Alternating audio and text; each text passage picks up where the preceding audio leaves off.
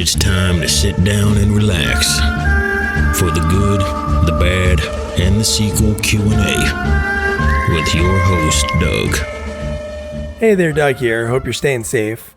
This week's interview is a blast. I was lucky enough to interview Kirk Taylor. He is in so many cult films. You name a cult film in the 80s. He was in it. The Last Dragon, Death Wish 3, Full Metal Jacket, School Daze. He has some amazing stories about working with Spike Lee, interactions that he had with Francis Ford Coppola. Of course, our next film that we're covering, Death Wish 3. He had some great stories about meeting and working with Charles Bronson, and a really amazing story about working with Stanley Kubrick on Full Metal Jacket. The story is so mind-blowing. You're going to love it. And he also talked about like doing Broadway, plays instruments, he writes. So without further ado, here is the interview that I was lucky enough to do with the Renaissance man, Kirk Taylor. Hey, Doug. Hey, how you doing? I'm well, man. How you doing? Pretty good. Staying safe. Hopefully you are as well. Yeah, good. Me too. I'm hunkered down in North Hollywood. Oh, nice. Yeah, I'm actually in New Jersey. That's just the phone number I use for how I record the conversation. Got it. Yeah, I listened to a little bit of your interview with William Sandler. Oh, sweet. And he mentioned, I think he's in New York. That's right. You said you were in Jersey. That's right. I remember now. Well, awesome, man. Well, thank you for taking the time. And so what I like to do, since you listen to one, it's really cool to be able to find out how people started and where they grew up and what made them get into it. So first off, where did you grow up? I grew up in the Northeast in Connecticut. Oh, nice. Not that far. Bridgeport, Connecticut, where Paul Newman filmed when I was a kid. He filmed the effect of gamma rays on the man in the moon and marigolds there. And he called Bridgeport the armpit of Connecticut. So we didn't have a great reputation. But it used to be a booming city during wartime, during World War II, Vietnam. Different periods it was really booming because we had Sikorsky's aircraft there. We had Remington Arms. We had, all these different big manufacturers. And it really was after World War II, things started to decline. And so it's a city where P.T. Barnum made his home and donated a lot of land. So we have a lot of parks called the Park City. But that's where I grew up in Connecticut. Oh, wow. Is it from how old were you when Paul Newman was filming that movie? I was probably and I actually was in I played an audience member in this big scene, like an auditorium scene where someone was making a presentation. So I was actually in it. I haven't told anybody that in years or ever really. Yeah, that's cool. And I'm playing, I'm just sitting in the audience there. And that was probably, I had to be about maybe 9 or 10, maybe 10 years old, something like that, possibly. I was pretty young. I looked right into the camera, even though the guy said not to. You couldn't help it. It's got to be hard if you'd never done it, especially your first time. Yeah, you're drawn to it. So at that point, was that when you thought, you know what, were you into acting at all at that point, or? Not well. It's funny because we all get into the business for different reasons, and I found that ultimately I realized there was a depth of perception and depth of expression that I just couldn't. Regular life wasn't enough to contain it. There was more. And so as a little kid, I remember I was 8 and there was a school camp and they were doing The King and I. And I remember when they asked who wants to play the prince, I jumped up, my hand went up quickly. And I was even surprised that I did that. And then I realized I enjoyed the being in front of people, being seen, being appreciated, and then ultimately finding, full expression of, as an artist, we take the biggest messes and turn them into messages. We take, painful things that we've dealt with, deep things, and turn them into art, turn them into something beautiful. So I love that process of going from chaos to order. Even in a stage production, always starts in chaos and then ends up in order. That's beautiful. It bit me a little bit there, and I let it go. Then in high school, my freshman year, I went in, I peeked in on the drama teacher, who was she was really a strong woman. My gosh, Miss Hardy. She was frightening, and she was honest. And I remember hearing her someone said something to her. She said, boring. So she was like that. And I remember I looked in, and I didn't like that kind of personality, really, because it shut me down. So I remember saying, man, I wanted to audition for the school plays, but I'm not going to. So I didn't that year. The next year, my cousin Monica Durant Davis, who was at school a year or two ahead of me, and she was auditioning for the school play. And it happened to be raining and sleeting outside. I said, it's very often in Connecticut. Yeah. And I said, Monica, can you give me a ride? She said, sure. If you audition with me for the school play. I was like, no, please just give us a ride. She said, no, not unless you and Clifton, her brother, unless you audition.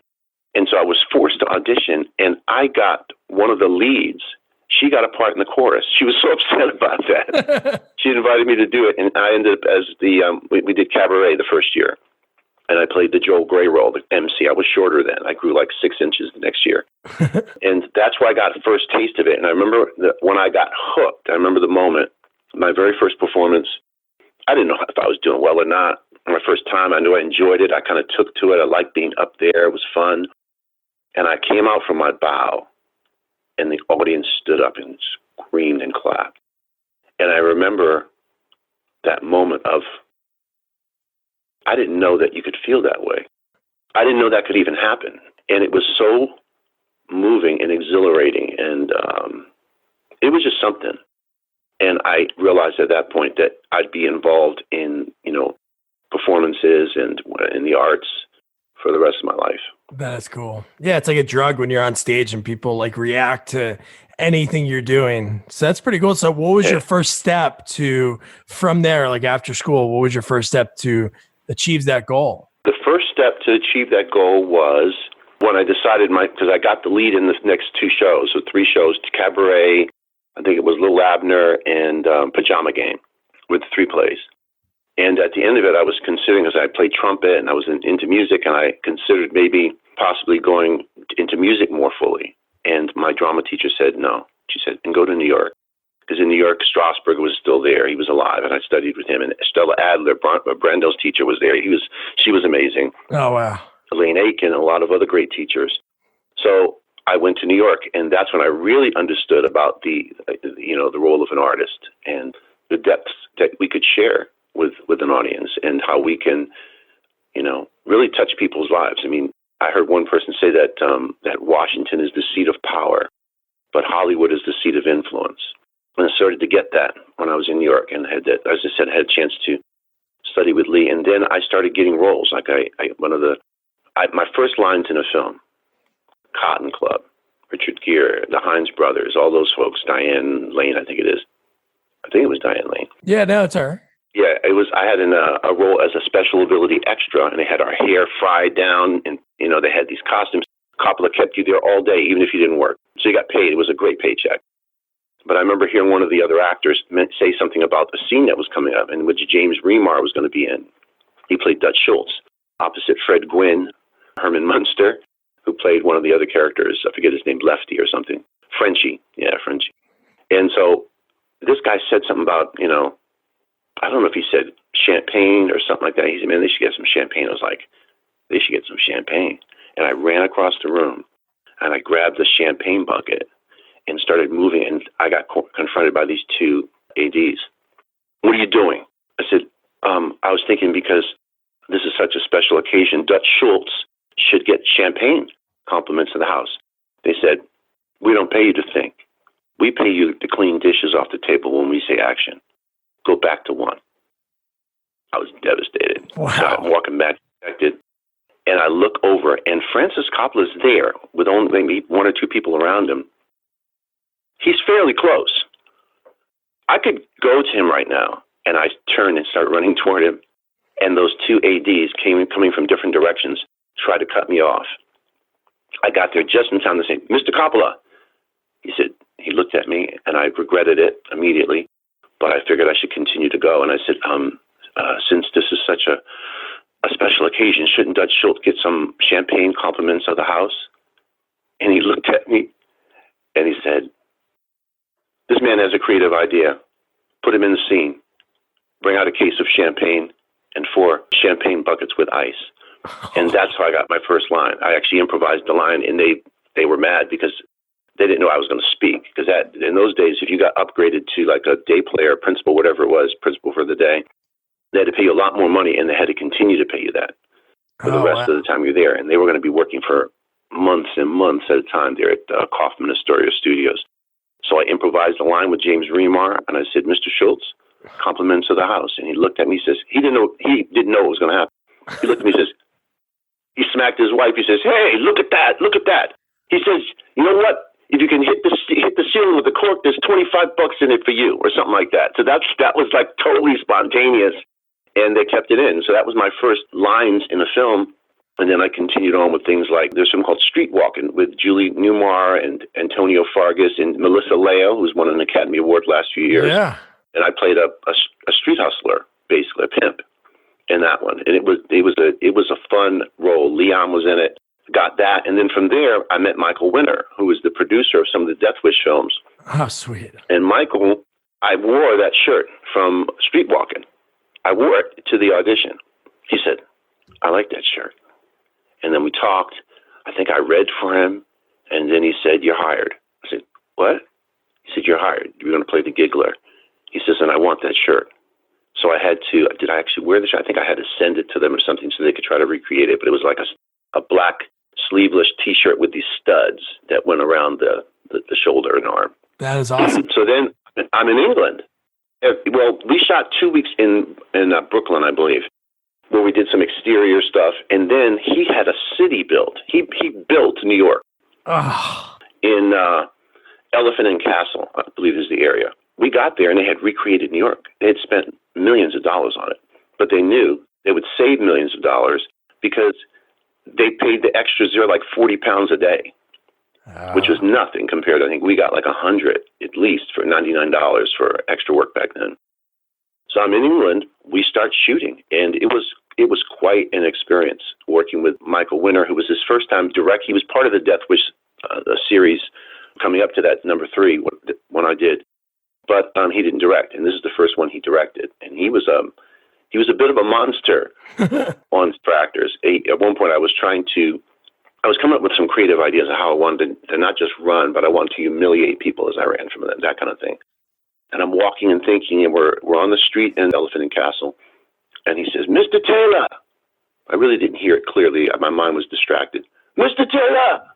And then I heard a loud scream and said, Mr. Taylor, your part is diminishing rapidly. Wow. And I remember I froze. This is in front of the whole crew.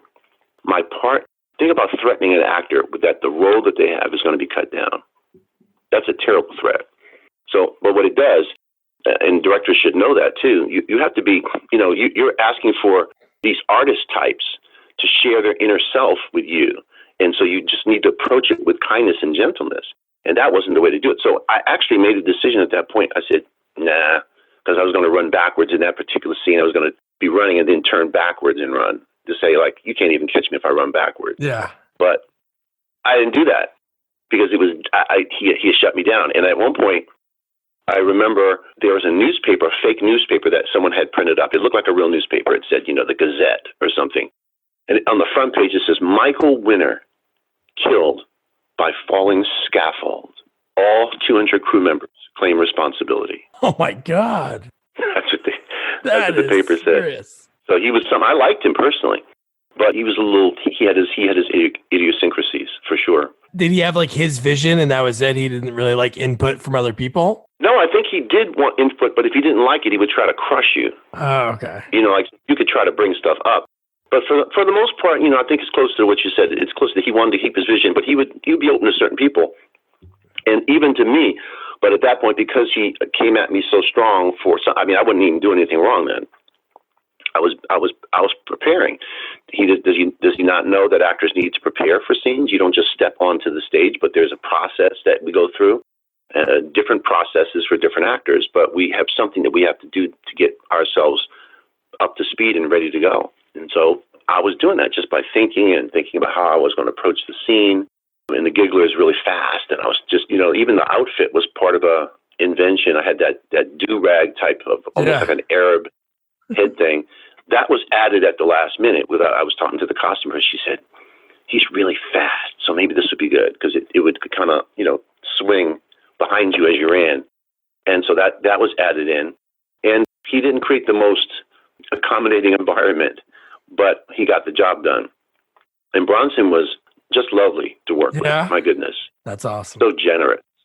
I show up in London, and there he is. So I'm going to introduce myself to him for the first time. I got my costume on, and I said, Mr. Bronson, hi, I'm Kirk Taylor. I play the Giggler. He said, oh, Kirk Taylor. He shook hands with me. Very nice. He took a picture with me, which I still have, of just me and him with my outfit on and fake graffiti in the background from, in London. Oh, sweet. And then he says, hey, Jill. His wife was still alive, Jill Ireland. I said, Jill, come over here. I want you to meet Kirk Taylor. He's playing one of the heavies. And even just to hear him call me a heavy man was like, yeah. Bronson just called me a heavy. I'm playing a heavy. I didn't even know I was playing a heavy, but I'm playing a heavy. So he was pretty wonderful to work with. And even in the scene, my death scene, were iconic, Oh, yeah. I push him to the side, grab his camera. He sets me up. He buys an ice cream, comes out with the camera on his shoulder. I grab it. I run.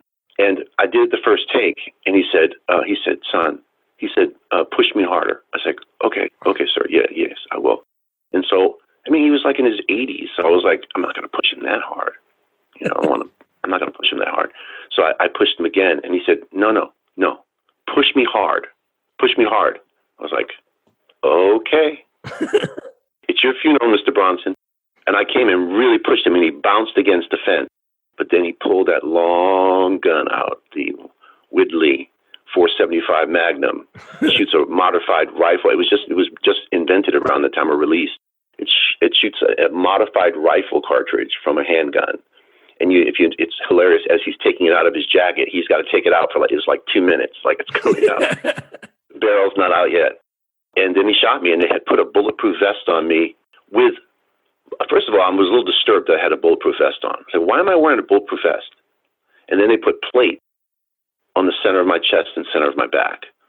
Okay, I don't like that either. Then they put, instead of one charge, which they would use for an entry wound, they said this one would do so much damage that it would look like an exit wound on the back. So, and then in the front, it'll be big as well, bigger. So we did the first real good take and the complete take, and they touched the wires together that had run down my pants leg that connected to the plate that had 5 blood packs and 5 gunpowder charges. They touched that thing, pow, in my back. I fell, I rolled, I died. I laid there for a minute. Cut! And I got up, and they came over to me and took the jacket off me, and I had like a biker's vest on, real thick leather. Man, it had blown that open. It was so gruesome that I almost fainted. Like I said, I need to sit down for just a second. I'm gonna do it. Just let me sit down for just a minute, okay? And they let me sit down. It was gruesome because you realize, my gosh, think about 5. You got 5 charges on my back. So it was a devastating death for the Giggler. I want to see the sequel to the Giggler's son, or Son of the Giggler, or something like that. Yes, taking on Bronson's son.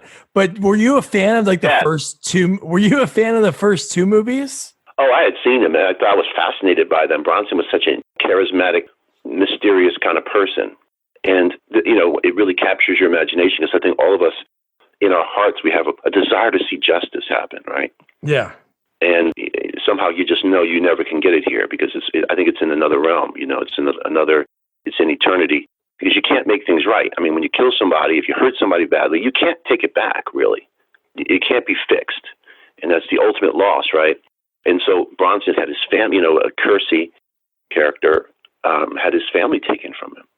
And all of us were outraged. You're outraged about that it's such good people, such a kind man. I think he was an architect or something. Yeah. Would have to go through something like that. And what if it happened to me? And so every time he shot one of them, whether it be Fishburne or whether it be Jeff Goldblum, I know, or all the guys that have come through and been victims of Charles Bronson's character. You just know that if you're a bad guy in a Bronson movie, there's no sequel for you. I know, yeah. Alex Winter, and then in the 4th, I watched the 4th one a few weeks ago. Danny Trejo, right? Yeah, Danny Trejo gets blown up. I don't think he had done a lot at that point, but yeah, at first I didn't realize he had done another one. I thought ours was the last because ours was such a massacre. Oh, yeah. Such a massacre, my gosh. As you mentioned, it was so over the top, but fun. Oh, yeah. There's a lot of humor in it. there was a lot of pathos in it. There was there was even a scene that I did that they cut out. And it was partly improvised. And it was one where we had the actress who was playing Maria Sirtis. Is that what her name? Maria Sirtis? Yeah, Maria Sirtis, who played Maria. And there's an assault by three or four guys. Yeah. And at the end of it, I improvised something with Gavin O'Hurley, if I'm saying his name properly, who played the chief bad guy, the leader. And I said, can I do it? Can I do it? He says, we have to go. I said, please, can I do it? Can I do it? He says, go ahead. And I went back to her, and she's sobbing on the bed. And I grab her arm, and Gavin walks right toward the camera. So the camera's catching him and then me in the background. You can see me in the background. And you see me take her arm, and as I grabbed it, I turned it and smacked it as if I were breaking it. As if the arm was being broken. Gavin said it was so frightening to him personally that he said he fumbled his cigarette, and he said he was overwhelmed because no one knew I was going to really do that. I turned and I slapped her arm pretty hard. So it sounded like a break. It sounded like I broke her arm. And because you saw the elbow go up, you didn't know if that was the elbow or if that was the other part of her arm. So it was gruesome. And Michael Winter said, we may have to cut it out because they're trying to give us an X rating. I said, an X rating? Wow. He said, yes. He said, I told them, they said, you're killing too many people. And he said, well, what about Rambo? He said, they're not Americans or something like that. Oh, they're Asian. I think he said that was more accurate. He said, no, but they're Asian. So he said, I'm up in arms. He says, if they give me an X rating, it wasn't because of my moment, but the film in general. If they give me an X rating, I'm putting your scene back in. They didn't give it an X rating. So that scene was going. And in a way, I was not too sad about it being taken out because it is pretty gruesome and cruel. But of course, I always look for redemptive angles in projects that I do. And sometimes redemption means you die. I heard a story where Denzel said the same thing where he was talking about doing Training Day. And Fuqua gave him the script, and he read it, and he said, I'll only play this character if he dies. And he wrote on the front of the script, true story, wow. The wages of sin is death, taken right from the scriptures. The wages of sin is death. So he was saying that if I got to play this guy, he can't live. He has to pay for what he did, which I think is a great angle. And so the Giggler, if they had kept the scene in, it would have just made his death even more appropriate, really, because of all the things. I remember I was sitting in the theater watching it for one of the very first times. I think I was in New York, and I was watching myself and hearing the things they were saying about me. I was like, just kill the guy already. That's what I said about my own character. Just kill him. Just kill him. He deserves to die. Oh my gosh, that's me. But that was my reaction watching the film. That's good. No, that's what they shoot for. And you're seeing, like you said before, because there's all those little jokes. Like one of Kersey's buddy who was killed in like the opening scene of the movie. One of his friends that was in the building kept saying like, "Oh, he goes, who are you waiting for? Just wait till Widely gets here." And in that nice, calm Charles Bronson voice, and then you met him. You met Widely. Yeah, because he said Widely can catch him. Yes. He can catch him. He said, are you sure, Martin Balsam? You sure? No, he can catch him. These guys fast. It's about me putting a knife in a girl's head, just all kinds of horrible stuff I had done. Man, that gun couldn't have come soon enough. But it was funny when it arrived, and you're like, oh my gosh, it's a gun? He's gonna catch him with a gun, literally. Yep. And Ed Lauder is great in that movie. There's some really cool scenes in that movie. I like that one. I like all of them. I love Charles Bronson, but there's some great stories about that. Yeah.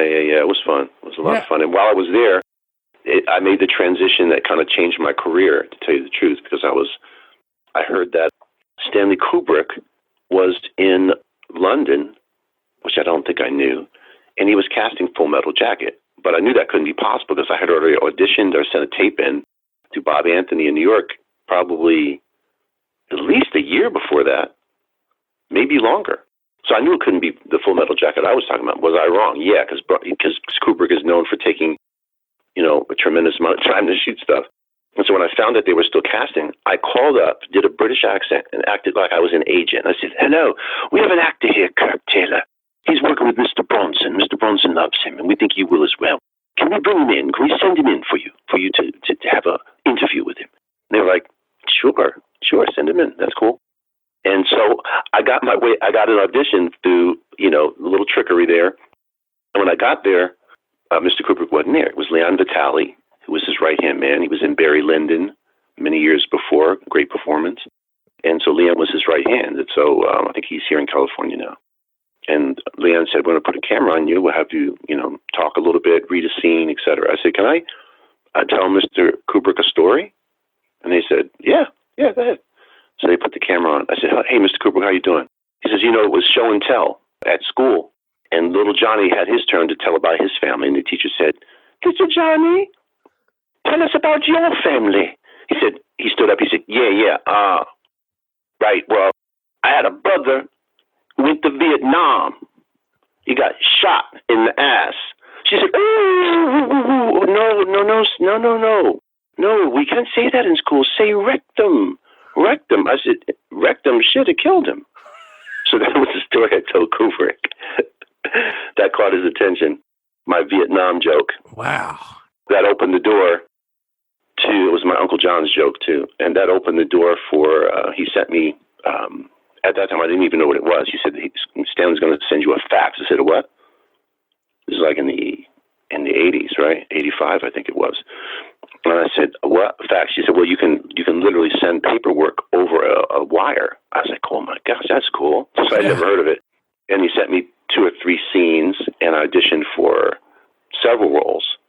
And he actually gave me the the fourth lead in it, which was played by Dorian Harewood, but it was called Alice at the time, based on Alice's Restaurant, Creole guy. I mean, I look Creole. I'll be arrested for Creole anytime. And he had done a lot of research on that too, so I knew how to do the accent. He gave me the part. I got one of the leads in the film. So I'm there and practicing. I went to Kay Paul was a chef from New Orleans who would come every year to New York and have a restaurant open for a week. And I went to the basement with all the Creole guys that he brought along and talked to them and got some stories and got some accents and all that stuff. So I'm ready to go. I've spent my Death Wish 3 money. I'm going to London to shoot with one of the greatest directors of all time, arguably. And I get a call. I'm living in Astoria, Queens, not far from Kaufman Astoria Studios. And he says, Kirk, hey, Leon. Kirk, sit down. Now, when someone tells you to sit down like that, I mean, if they're not looking, you're not going to sit down. Yeah. So I was like, okay. And he says, Stanley's been rereading the script. And this is a characteristic of him, which I'll explain. He said, Stanley's been rereading the script, and he said, all these references to Jungle Bunny, Spear Chucker, Jigaboo. He said, he doesn't think you're black enough to play the role. You're not dark enough. I was like, whoa. The guy's from New Orleans. He's Creole. His name is Alice. Well, no, this can work. He said, I'm really sorry, but Stanley's made a final decision on it. So he hung up the phone. I literally collapsed on the floor on the linoleum and cried because not only was I broke, it's hard enough for us to get opportunities very often, and to have one lost for whatever the reason, whether it be your fault or someone else's fault. And in this case, I had nothing I could have done about it. He told me that I was one of the few people that he only selected 2 people from videotapes. He had videotapes sent from all over the country. I'm one of 2. He loved my work. But he said, it's not going to work. So I collapsed. I cried for at least 15, 20 minutes. Like, I got up, there was water on the floor. And I wiped my face and I said, not without a fight. And I started on a campaign of both praying and calling everybody in existence. I called Michael Winner from Death Wish. I called the British equity guy, Tim, whatever his name was. I called everybody. And finally I got a call. I don't know if the rumblings had been heard over there. But Leon called back and said, Kirk, understand, it's not that Stanley doesn't want you in film. He loved your work. You're one of the few guys that he chose like this. It's just not right for this role. But he wants to give you another role, Sergeant Payback. I was like, really? He said, yeah, so we're going to be flying you out next week. Got there, it was a weather cover, they called it. A weather cover is a scene where, because it rains a lot in England. So they would, the weather cover would be ready to go at any time when they couldn't shoot outdoors. And they said, well, considering the weather here, you'll be done within 2 weeks. I was there for like almost 4 months. Wow. 3.5 months, because it didn't rain. Doug, it didn't rain. Oh my God. Yeah. It didn't rain for like shocking. 3.5 months. That was 3.5 months. That's what it was. 3.5 months straight. I think one day it was like a teeny drizzle and it stayed sunny. It was almost like my compensation for being treated that way. That God had mercy on me and also gave me favor and said, "No, I'm gonna keep you here. I'm gonna stop the weather from being normal." Yeah. They said this is the driest period that we've had in 25 years. That's what they told me. 1985, the summer of 1985. And so my picture of England, by the way, is so beautiful. It's so clear and warm and sunny. That's not England. Not normally. Only when you go there. Only when I go there. It's pretty beautiful. It's beautiful.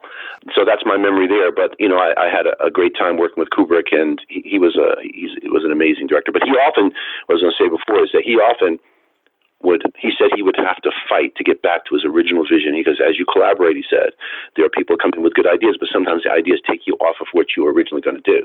He says you have to fight to get back. And he did that with my scene. He did that with, remember the sniper in Full Metal Jacket, the little girl? Yeah. There was a little girl who played a sniper, and these guys were getting shot to pieces, and they were shocked to see it was a kid. And Kubrick had hired this girl, and she was probably about 15, really sweet girl, Vietnamese girl, lived in Paris, and she was going to play the sniper. And she was friendly, she was going to be killing us soon, but she was very friendly beforehand. And we had a chance to, talk. And at one point, she says, "Oh, I'm going back to Paris. They're going to bring me back in later." I was like, "Oh, what happened?" And Kubrick went back to the script again and said, "What effect did I want of this scene? I want them to be shocked that it's a kid. This girl's too old. 14 is too old. Give me like 7 or 8. I want an 8-year-old. Wow. Give the 8 gun. So when they come in and see that she's a kid, and they hear her asking to please shoot me, please kill me, that it will have the effect I want to have." So he was willing to do that. He was willing to do that, to sacrifice and throw the baby and the bathwater out to get back to what he was trying to do. So it was a fascinating director in that sense too. That's why he is who he is, and he has that legacy. Yeah. Wow. Exactly. So another couple cool movies that you're in: Last Dragon, School Days. 2 awesome movies. Oh man, yeah, those are like these films. You do a project, you move on, right? With that project in $250, you can buy a Starbucks. It's done. But you sometimes don't estimate, you don't calculate precisely what films can mean to people. And with almost a lot of the films that I've done, they stood out to people. These films were unique. There's something about them that transcended just the time when it was released. Last Dragon was definitely one of those films. Oh yeah. Had a 35-year reunion or something like that in New York a couple of years ago. And the people that would come out almost with tears in their eyes saying, "Oh my gosh, I love this film. I remember every line. I know your lines. This film just moved me. I wanted to marry Bruce Leroy," who was played by Tymok, right? So Bruce Leroy. I wanted to marry Bruce Leroy. And I was 6 years old and it was on. I said, "Mama, I'm going to marry Bruce Leroy." So people were just so moved by it. School Days, the same thing. A lot of people say that's my favorite film. That was a film that, and especially for Black people, you got to see yourself. And Spike was an innovator, and he was really blazing a trail for other independent filmmakers, both Black, white, whatever. And so that film, again, because it captured something about the Black experience that maybe wasn't really that well known at the time, about frat life and how important it was. My father was a Q. He pledged at Howard University, and my friends, my uncles, had pledged. I didn't pledge because I went to NYU. I studied with Strasberg and Adler at NYU, and it was mostly white guys there, and the frats were all white. I was like, "Nah, man, no. I'm having a hard enough time dealing with these guys. I'm not going to let them beat on me." No. So I didn't pledge. But School Days, we did. It was so intense that, to tell you the truth, like when they asked me if I've been in the service, I almost answer yes because of the research I did on Full Metal Jacket. I started to have nightmares after meeting with like 15 vets. I was having nightmares. And with School Days, we had a very in-depth process where it felt like we were actually being abused a bit, to tell you the truth, especially by Giancarlo Esposito. Man, he was out of control. At one point, we were in a line. They brought this guy in called Q-Dog or something like that. And this guy had, in his year of pledging, everyone else was either hurt, hospitalized. They all left except for him. They buried him in a coffin. They sent him to the hospital at least twice. This dude had gone through, and so he had a reputation of being fierce. He shows up on a motorcycle wearing a dark shaded helmet. You couldn't see his eyes, and he got up, and we're all lined up like frat boys, the pledging. He scared the mess out of us. And at one point, I did something that Giancarlo didn't like. Now, we're rehearsing. He slapped the crap out of me across my face. Slapped the mess out of me, and I decided to continue to go with it. But even somebody said, okay, let's not get carried away. We had to stop him. And so that was another one. If you ask me if I pledged, I almost say yeah. And then I got to remind myself, I said, no, you didn't really pledge. You did a movie about pledging. It just seems real. The stuff, the tortures they put you through, blindfolded, reaching into a toilet bowl where they have ripe bananas. Jeez. Just stuff they did to freak us out, So that was... That would scar me. Oh, my gosh. It was blindfold, reaching toilet bowl. Yeah, but at the same time, man, I'm in Atlanta for 2 months. I shaved my head. They said, Kirk, you have one of the leads, but we have some, kind of bad news. I said, why? She said, well, you're going to have to shave your head. I was like, I don't care. You going to pay me to shave my head? As actors, we're always looking, or at least I am, always trying to find a way to transform into that character on the inside and on the outside. Sometimes you work more from the inside to the outside. Sometimes you work more from the outside affecting the inside. But it can work. I've had it work both ways.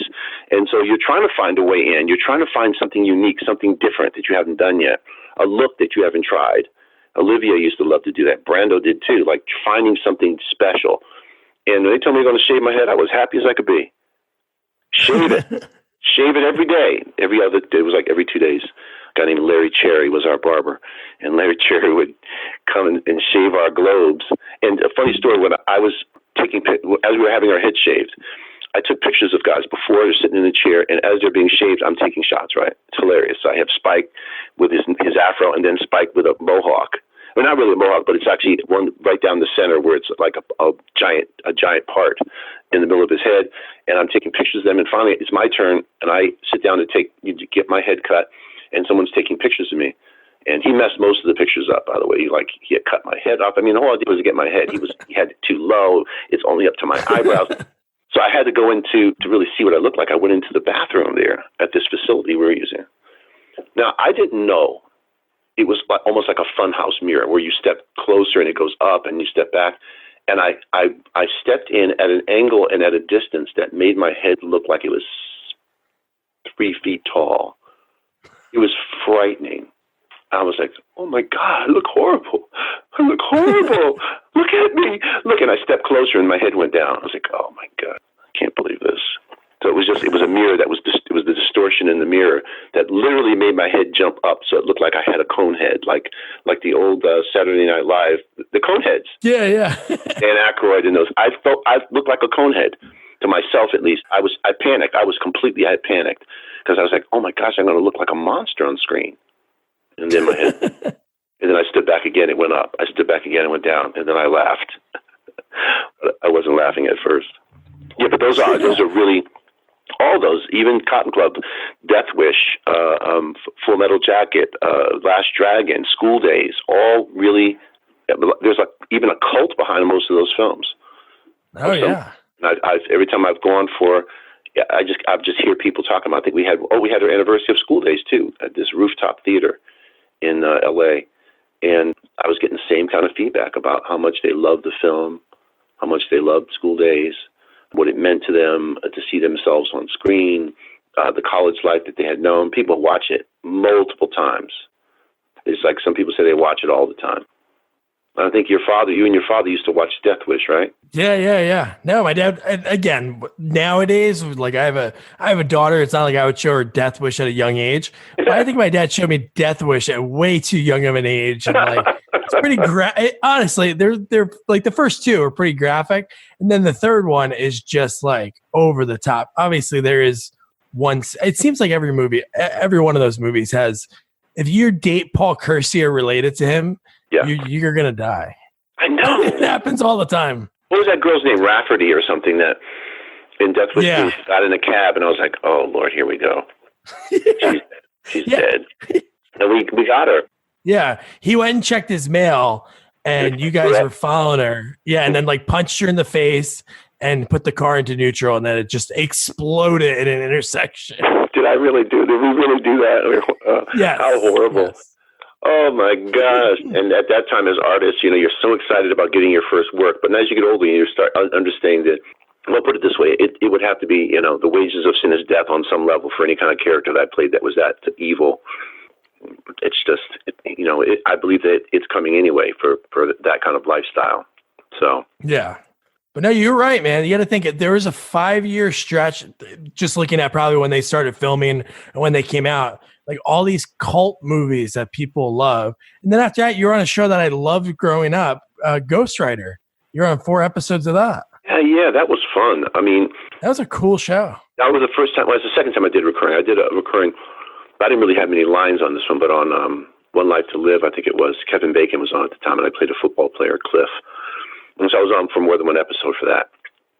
But Ghost Rider was the first time I had really more of a significant role with these kids, and the kids were good. It was a fun role, and I got it through, I think, Pat McCorkle, who was a great casting director in New York. I don't even know if she's still around. It's been, 30 years. But yeah, I was on that, and I played the, I think it was it football coach? I can't remember what kind of coach I was. It wasn't track. I can't remember now. I know I had a whistle, a blue jacket, and a hat. That's all I remember. But that was a lot of fun. That is cool. And then you were on like Law and Order, Chicago Hope, like a bunch of shows over the year. Here's one thing I wrote down. Were you still doing, because your first love was doing theater. Were you still doing theater at all at the last 30 years? Yes. I just returned from a production of Twelfth Night at the Denver Center, which is the premier repertory company in the United States. It's vast. They have like 7 theaters. One's a 3,500 seater that does Broadway stuff. And then it goes down to 99. I think, no, you know what? I don't know if they have a 99. I think maybe 250 is the lowest. Ours was 400. So we did 12th Night in the round. And my musical abilities came back in too, because they wanted music. So I did an audition tape here of the character Fabian. Did I do the captain? I think I might have done both. They gave me 2 scenes to do. Later on, I didn't realize at the time, I was going to play both roles. And I played my trumpet got my trumpet back in shape enough to play for the tape. And they wanted me to bring my trumpet. So I ended up playing 2 roles, and I had 3 solos. Opening the show, opening the second act, and closing the show. It was quite an adventure. It's great to be back on stage. That's where I cut my teeth. That's where, you really can learn the craft of acting, the process, with a linear project like that, where you're not starting at scene 5 and going back to scene 1 and jumping to scene 30. But there's something about developing through line and understanding that came from my time on stage. And so I did 12th Night. I've gone on tours. We had a show called What Men Don't Tell. We had all these gospels and R&B stars like Kenny Lattimore, Shantae Moore, Little G from Silk. I played one of the lead guys. I got to sing in that one. That traveled around the United States, went to Broadway for a little while, to Beacon Theater. Oh, nice. Yes, I did a production of King Lear with Jeff Owens. Jeff Owens is back in the spotlight after he was caught. He's from the Cosby Show. I know. That was in he was living in Jersey. That happened, I think, at a Whole Foods. Yeah, he working at Starbucks. Oh, Starbucks. Yeah, Starbucks. And, Trader Joe's. Maybe it was Trader Joe's. That's what it was, yeah. Yeah, Trader Joe's. And so Jeff and I are friends, and he directed me in King Lear. He had something called the Brooklyn Shakespeare Company. And I played Edmund in that production. We had some scholars that came and saw it and said, this is the best production of King Lear that we've ever seen. Wow, that's great. Because it was so interesting. And he had so many great, oh my goodness, it was so much great stuff in that, the way he approached it. Jeff's a really talented director. I like him as a director quite a bit. That's He's cool. a good guy. So yes, I keep coming back to stage because that's what I love. I've had stints teaching, and I taught at the Strasberg Institute for maybe, I don't know, 91, 2, 3, probably like 4 years. 4 years at Strasberg, because I had done enough film work and I came back and they invited me. And then I was doing films in between, like I did The Return of Superfly, which nobody sees because the Sig Shore was ripping us off, never paid any residuals. So the SAG grabbed the reel and hasn't shown it. So you can't even get a copy of that. And I played a bad guy in that. I get shot up really bad in that one, man. Twice. I got shot twice in some very sensitive areas, put it that way, and did that. And then, so I would go in and do film. I did something called Street Walking with Billy Worth. He was in The Lost Boys years ago. Great director, man. It was his debut. MacArthur Park, it's called. My gosh, that's a great film. A lot of actors that you'd know in it too. Miguel Nunez, and I can't remember any names right now. But that was another one. So yeah, I keep going back. Sum of All Fears I did a few years ago. Yeah, I see that. With Phil Robinson, who directed me in Freedom Song with Danny Glover. So I've been just kind of, then I'd stop and teach, and then I would go back to it, and then I would focus a little bit more on music. So I've kind of been moving around. So I'm trying to really focus this year and focus on some specific things, whether it be music and acting stuff and scripts that I'm trying to develop. But my last two big films, one was called Revival, which was produced by Harry Lennox, written by Harry Lennox from Blacklist and Matrix. People know him from Five Heartbeats, whatever. And so I played a great role. I played Simon Peter, one of the disciples, in a musical version of Book of John. And shortly before that, I did a film with Robin Williams, his second to last film. Yeah. Anger's Man. Yeah, good movie. Yeah, man. What a lovely man. And what pain it causes when you've been near someone who's taken their own life. Obviously, I couldn't stop it. Obviously, it's not reasonable. But there's still a thought like, man, I wish I could have said something to him. Because we talked a little bit. He took a picture. He told me we were sitting, had lunch together. He told a joke, doing a Jamaican accent. and I laughed, and he stopped. He didn't in the old days, he would keep going. Because he would try to strangle you with his humor, just keep squeezing your throat until you can't breathe.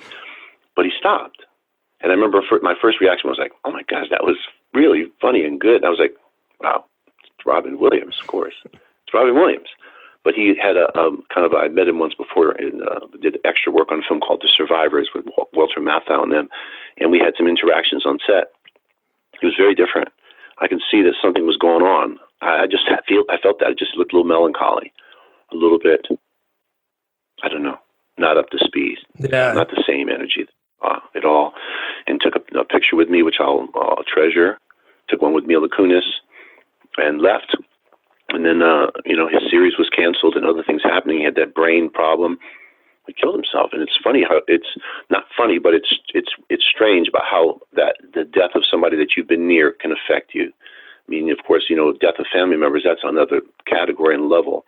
But it's still, John Donne said, when he was asked about, being a solitary person, he said, no man is an island entire of itself. Every man is a part of the continent, a piece of the main.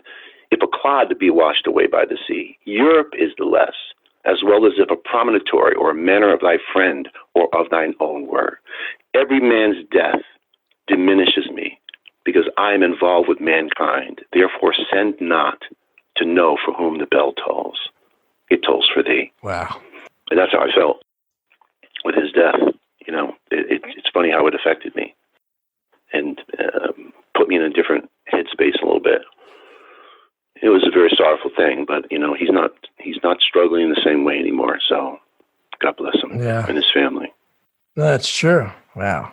But it was a wonderful experience to work with him and work with Phil again. Phil's one that directed. Phil Robinson directed Field of Dreams, one of my very, very favorite films. Yeah.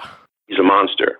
And that film with Ray Liotta and all those, Kevin Costner, Burt Lancaster's last performance. Oh my gosh, that was magical to me. Magical. I can't watch that film without crying. I can't watch it.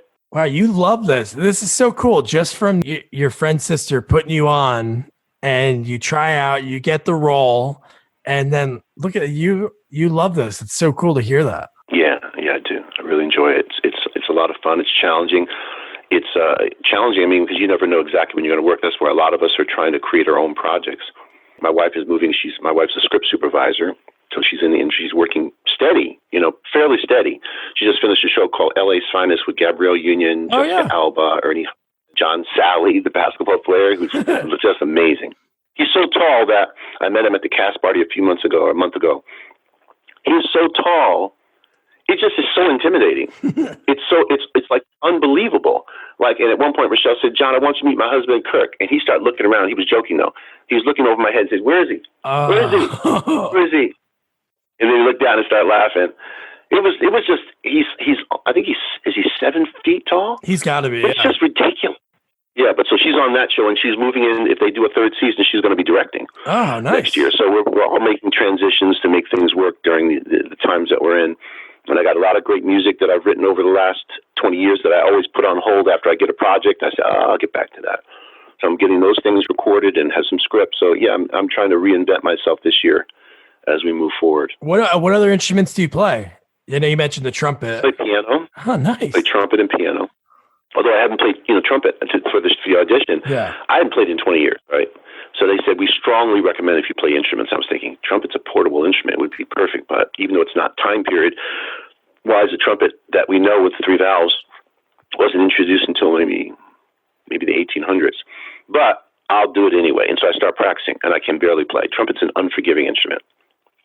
If you don't play every day, you can tell the difference. If you skip 2 days, other people can tell you have practice. I had skipped 20 years. So I could play 5 minutes at a time. Every day for maybe 6 days, I practiced and tried to play Embraceable You. Didn't come out good. Practice some more. Try to play Embraceable You. By the 5th or 6th day, which was the last day I could submit it, I'd already done the 2 scenes. I was like, okay, all right, I'm going to try one more time. And I set my little phone camera up and played it beautifully. My best take, which was like, in a way, I was thinking, why did you have to play it so good? Now that you know they're going to ask you to bring it, now you got to. So they let me know they wanted me to bring it, and so I had to start practicing. I took trumpet lessons down at one of the music studios here in town, Baxter Northup Music, and got my chops together. So much so that after they heard the first solo, which I was making up, I have a pretty good ear, and they said, "Oh, okay, we're going to have you open the show as well." I was like, "Oh my gosh, really?"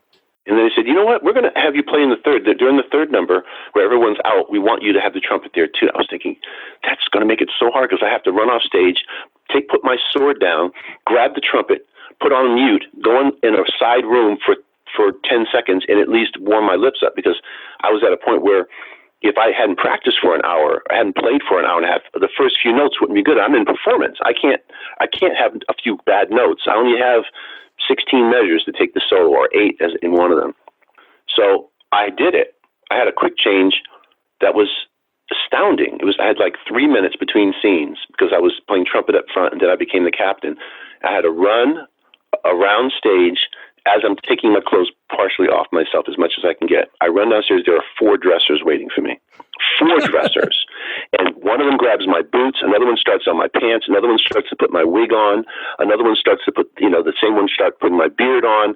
It was just insane. It was insane. And also just the practice of having to make a quick preparation for a scene that's coming.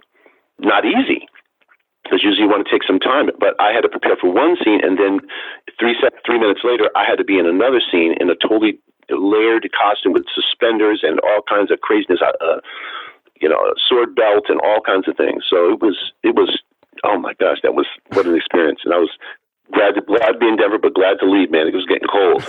It was like a NASCAR pit crew. As soon as you got down there, man, they were ready to change everything. Great image for it. Yeah. It was. It was a NASCAR pit crew. That's what it's like. Okay, right. Because they move so quick. It's ridiculous. You can't think that they can get it done. They have the guns to pull out to open up the lugs and all that stuff. That's exactly what it was. Thank you for that image. Yeah. Perfect. That was my NASCAR pit stop. Yeah. Well, Kurt, man, this has been awesome. And one thing I want to say to you is there's only so much research you can do before you chat with someone. You're like a Renaissance man. It's so cool that you give back, you teach, you're still doing theater, the music, the acting. You do it all, man. Really, thank you for taking the time. Yeah, man. Thank you for saying that. I appreciate it. It was my pleasure. I was looking forward to it. Cool, man. Well, we'll keep in touch, and I'll be keeping an eye out for you. All right, so that was Kirk Taylor. Man, those stories are so amazing. The fact that he pretended to do a British accent and pretend to be an agent just to get another interview with Kubrick because he wanted to be in that film so much. So awesome. And I'm sure as soon as coronavirus is over, he's going to be doing so many things, especially getting back on stage, which he definitely loves, and teaching. So your homework is next week's film, which is Death Wish 3. If you have Amazon Prime, it's on there for free. And if you don't have that, it's on Tubi. Tubi has a lot of the movies that we've been covering, which is pretty awesome. So watch that. Don't forget to review, rate, share our podcast. Tell your friends, tell your enemies, tell everybody. And also follow us on all social media at Sequels Only, and check out our website, sequelsonly.com. Good night.